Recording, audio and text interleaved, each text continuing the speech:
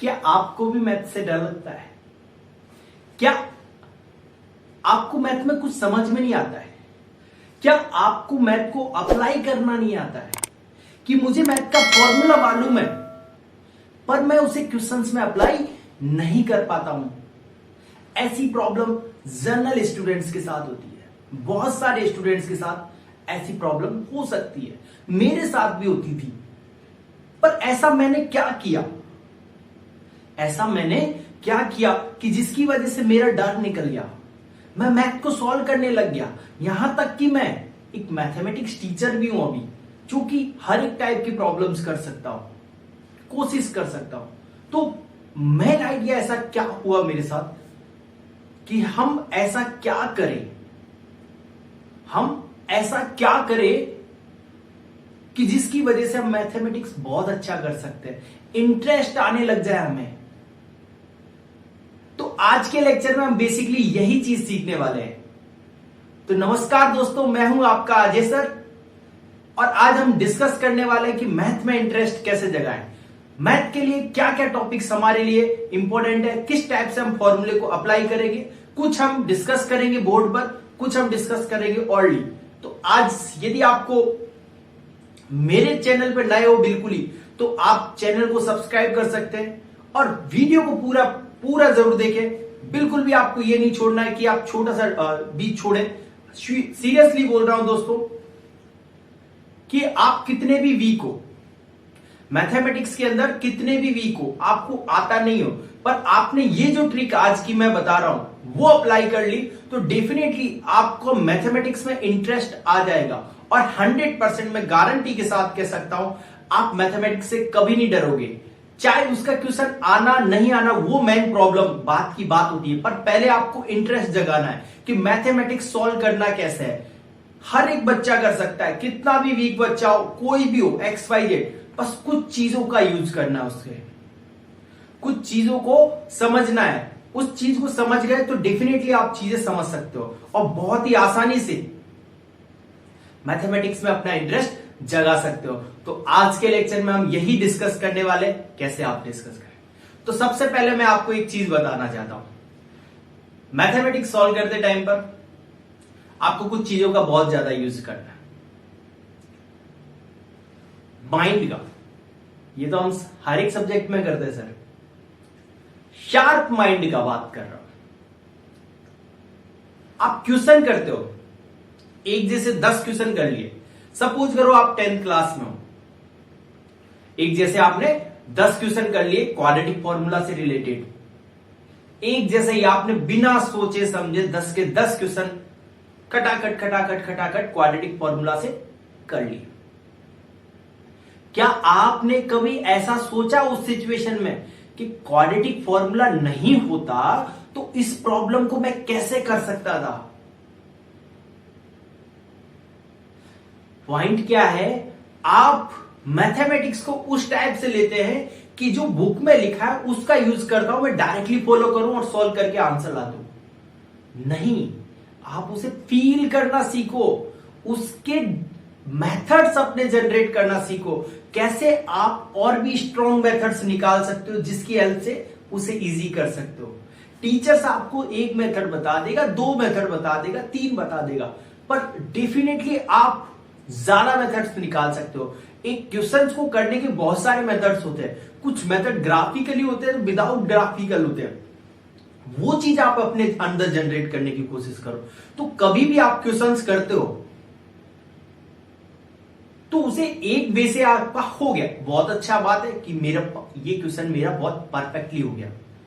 Try करें कि दूसरे वे से भी वो हो सके, उसे दूसरे वे से भी करने की कोशिश करें, जिससे यदि आपका वो दूसरा मेथड आपको मिला और वो टीचर ने नहीं बताया आपको और वो आपने ढूंढ लिया, तो आपका जो कॉन्फिडेंस है ना, वो उसका लेवल बहुत अप होगा। और मैथमेटिक्स के लिए सबसे जो मेन पॉइंट है वो कॉन्फिडेंस ही होना चाहिए। और जितना आपका कॉन्फिडेंस इंप्रूव होगा, आपका इंटरेस्ट मैथमेटिक्स में उतना ही बढ़ने लग जाएगा, आप उसकी तरफ अट्रैक्ट होने लग जाओगे, आप डिफरेंट टाइप की प्रॉब्लम्स करने लग जाओगे। यही चीज आपको चाहिए मैन। तो आपको सबसे पहले अपनी उस आदत को छोड़ो कि एक फॉर्मूला है, इस फॉर्मूले से मैं क्वेश्चन कर लूंगा, मेरा काम हो जाता है। अच्छी चीज है, वो चीज आनी चाहिए, क्योंकि मार्क्स भी चाहिए आपको, तो मार्क्स चाहिए तो वो फॉर्मूला आना तो चाहिए। पर कोशिश करें कि डिफरेंट मेथड की भी कोशिश करें, उसमें दिमाग लगाएं, उस क्वेश्चन को खींचे कि हाँ यार ये मेथड में अप्लाई करता हूं तो क्या मैं इससे सॉल्व कर सकता हूं। और जिस दिन आपने ऐसा करना सोच लिया कि मैं दूसरा मेथड अप्लाई कर सकता हूं, तो definitely you can do it. और मैथ में इंटरेस्ट लगाने के लिए यही चीज है, आप इस चीज को बहुत ज्यादा ध्यान रखें कि क्वेश्चंस करते टाइम पे अपने फॉर्मूला जनरेट करने की कोशिश करें, अपने मेथड्स बनाने की कोशिश करें, ठीक है। तो उससे आपको इजीनेस हो जाएगी, आपके लिए समझना बहुत इजी हो जाएगा। तो पहला पॉइंट आपको समझ में आ गया होगा, आई होप, कि आपको क्या करना है, अपने मेथड्स बनाने की कोशिश करें, इंटरेस्ट आएगा। दूसरी चीज क्या होता है कि कभी कभी आपको एक कंसेप्ट बताया गया क्लास में, सपोज करो मैंने ही आपको एक कंसेप्ट बताया और ये कंसेप्ट था क्वाड्रेटिक इक्वेशन का, मान लीजिए, या सीक्वेंस सीरीज, या कोई सा भी टॉपिक्स मान सकते हो। कंसेप्ट मैंने बताया, अब आप क्या करते हो, क्वेश्चन सॉल्व करने गए, अब क्वेश्चन की लैंग्वेज चेंज कर दी। ऐसा होता है, क्या होता है कि क्वेश्चन की लैंग्वेज चेंज कर दी, मैंने जिस टाइप से वो क्वेश्चन कराया था वैसा नहीं रह के कुछ उसमें एक्स्ट्रा टर्म्स ऐड कर दी गई है, कुछ ऐसी टर्म्स ऐड कर दी गई है जिसकी वजह से वो क्वेश्चन घूम गया। तो आपको एक और चीज समझनी है, क्वेश्चन आप कोई सी भी क्लास का कर रहे हो, कोशिश करें उस क्वेश्चन को पढ़ने की कोशिश करें, रीडिंग की कोशिश करें, उसके सिनोनिम्स को यूज करने की कोशिश करें, कैसे हम उस टाइप के क्वेश्चंस को पढ़ सकते हैं, समझने की कोशिश करें। पहला अपना टाइम दे उस क्वेश्चन पे। आप कट मैथ का क्वेश्चन है, डिजिट्स आएंगे, नंबर आएंगे, क्वाड्रेटिक फॉर्मूला है, फैक्टर किए, सॉल्व हो गया, ऐसा नहीं होता है। ऐसा होना होता तो 10th क्लास तक के बच्चे सब रट के 90 डिग्री ला चुके हैं, उस 90% ला चुके हैं, वो सब चीजें हो गई है। पर अब वैसा नहीं है, आप 11th क्लास में आ चुके हो, सीनियर बच्चे बन चुके हो, तो आपको इंटरेस्ट जगना ही चाहिए भाई। ऐसा नहीं कि आप क्वेश्चन डायरेक्टली मिलेगा देखोगे क्वेश्चन बन गया, ऐसा नहीं। क्वेश्चन की रीडिंग होनी चाहिए, एक बार पढ़ो उसे, 20 सेकेंड 15 सेकेंड में पढ़ जाते हैं क्वेश्चन नॉर्मली, 20 मान लो, एक बार नहीं 2 बार पढ़ो, उसको छोटे छोटे पार्ट्स में कन्वर्ट करने की कोशिश करो। कि लाइन है पहली कि if a n b nth term of the series, ये लिख दी, फिर A1 A2 A3 इन AP, ये लिख दिया छोटा पार्ट, फिर आपसे बोल दिया गया कि sum of n term of this, ये लिख दिया। ऐसे छोटे छोटे पार्ट में उसे पढ़ने की कोशिश करो। उस क्वेश्चन को जब आप छोटे छोटे पोर्शन में पढ़ोगे ना, तो आपको चीज समझ में आएगी, अरे यार इसने nth टर्म भी लगाया, अरे इसने फर्स्ट टर्म भी यूज किया, अरे इसमें AP का फॉर्मूला लग रहा है। वो चीज आपके अंदर बिल्कुल एकदम क्लियर हो जाएगी, अरे यार ये चीज तो ऐसे ऐसे होगी। क्यों? क्योंकि आपने वो रीडिंग की है क्वेश्चन की।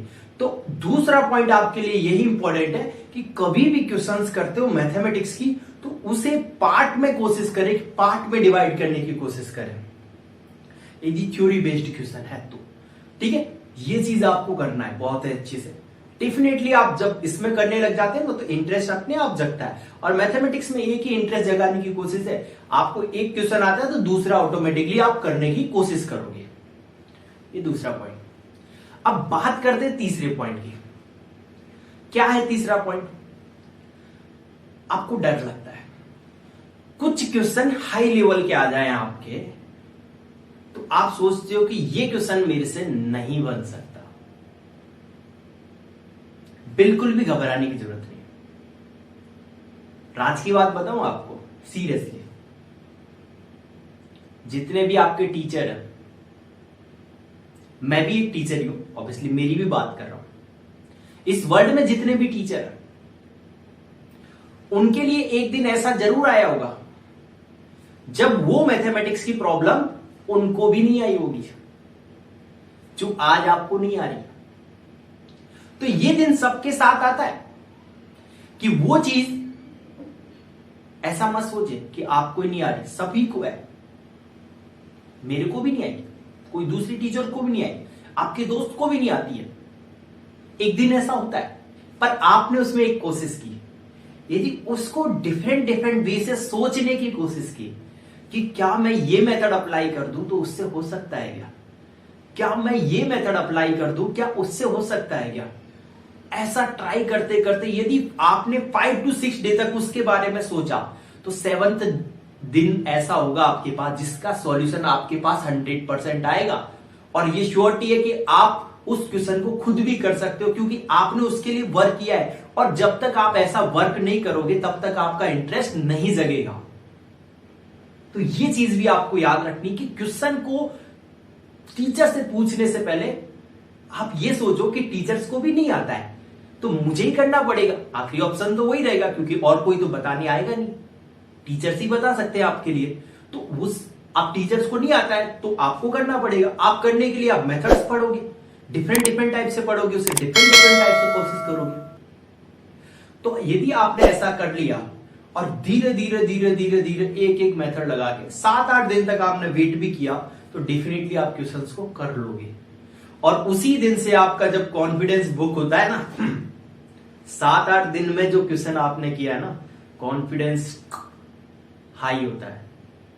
और वही आपका सीरियसली मैथमेटिक्स में इंटरेस्ट है, वही चीज आपको 100% अट्रैक्ट करेगी मैथमेटिक्स की तरफ। तो ये चीजें आपको बहुत अच्छे से सीखनी है कि डायरेक्टली क्वेश्चन टीचर से नहीं पूछना है, पहले कोशिश तो करो।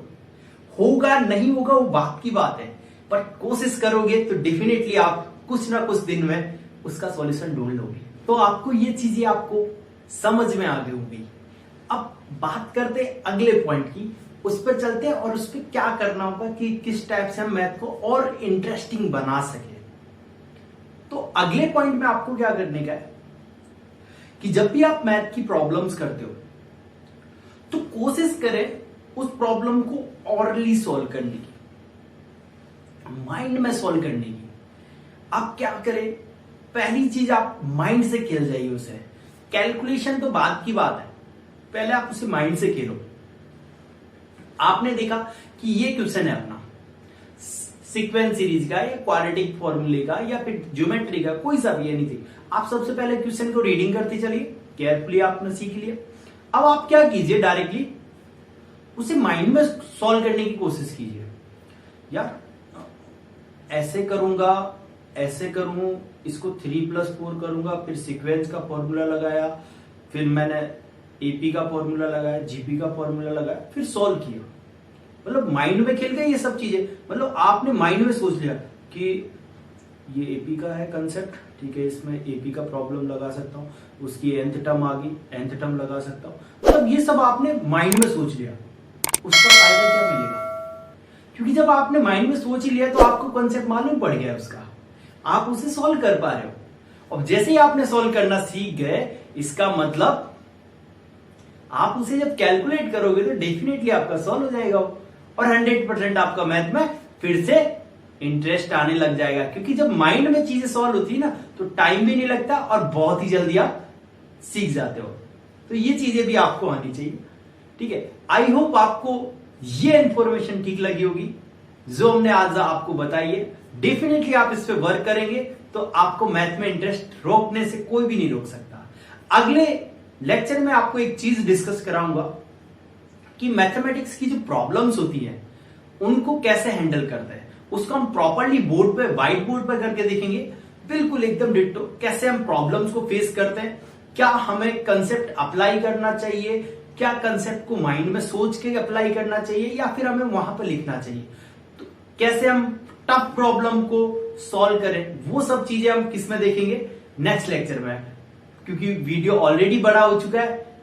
तो चलिए, यदि आपको लेक्चर समझ में आया, पसंद आया तो please like, share and subscribe कर दीजिए। ज्यादा से ज्यादा अपने दोस्तों में शेयर कीजिए। और कोई भी डाउट आता है, कोई भी प्रॉब्लम होती है आपको मैथमेटिक्स से रिलेटेड, आप मुझे इंस्टाग्राम पे मैसेज कर सकते हो, फेसबुक पे मैसेज कर सकते हो, टेलीग्राम पे भी आप मैसेज कर सकते हो। मैं अवेलेबल हूं आपके लिए। आपका अपना अजय सर, जब मर्जी पड़े तब आप मुझे याद कर सकते हो।